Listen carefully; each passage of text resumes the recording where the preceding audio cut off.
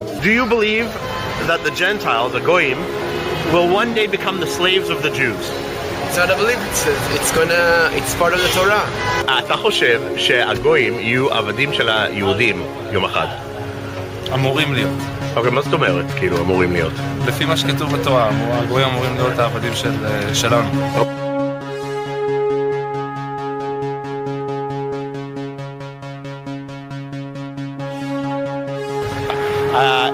האם אתה מאמין שהגויים יהיו עבדים של היהודים יום אחד?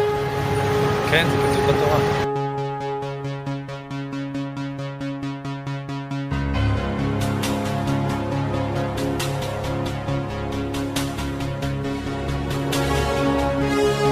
If you are a Noahide, meaning you don't believe in Jesus or any of that other garbage, you don't believe in any other false religions, false idols, any of that stuff, no idolatry, if you believe in the God of Abraham, Isaac, and Jacob, and you live by the 7 Noahide laws, guess what?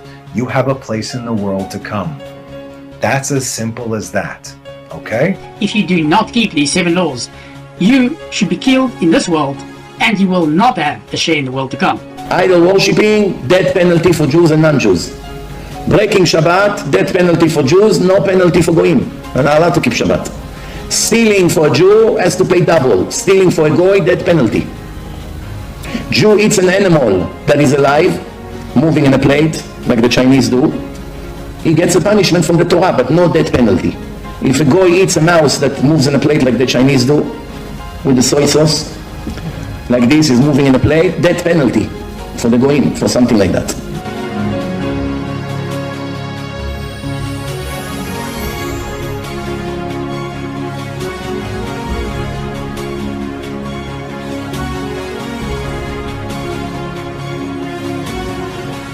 Are non-Jews obligated to keep the 7 Noahide laws? Well, the nations of the world, every person in the world has to keep the 7 Noahide laws.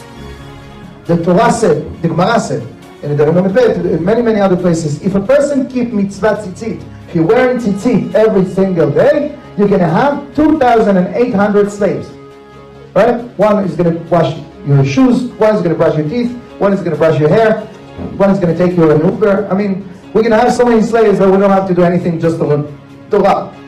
So the rest of the Goyim will be disappear from the world if they didn't do mitzvot, the 7 mitzvot of Noah. When Mashiach comes, what will happen to those people who are neither Jewish nor Noahide?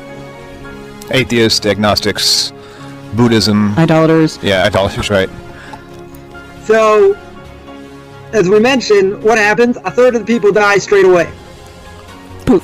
Idolaters. So now we're talking about Thanos and the whole thing, where he just right, exactly. Serious? Are you serious? That's crazy. Like wow. That's it. Now I'm wondering if the people who created that movie were Jewish or not. Who knows? Maybe.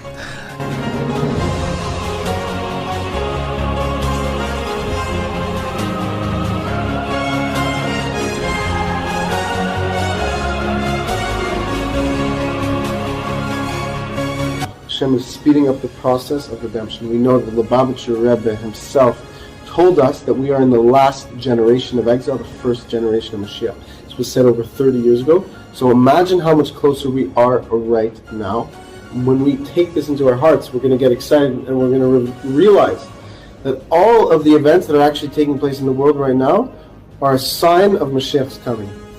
Number 2, it's permissible to cheat non-Jews by withholding their wages. The Talmud states, as for one who withholds the wages of a hired laborer, for a Gentile to do so to another Gentile, and for a Gentile to do so to a Jew is prohibited, but for a Jew to do so to a Gentile is permitted.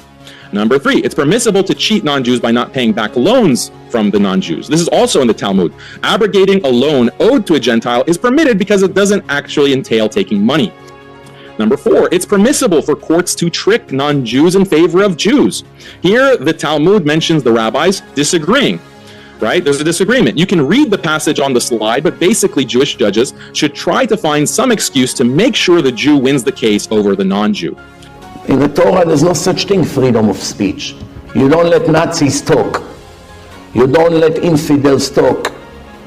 There's no such thing, freedom of speech. Freedom of speech is for Moshe Rabbeinu, for the Chachamim, for the rabbis. The wicked people, you don't let them speak.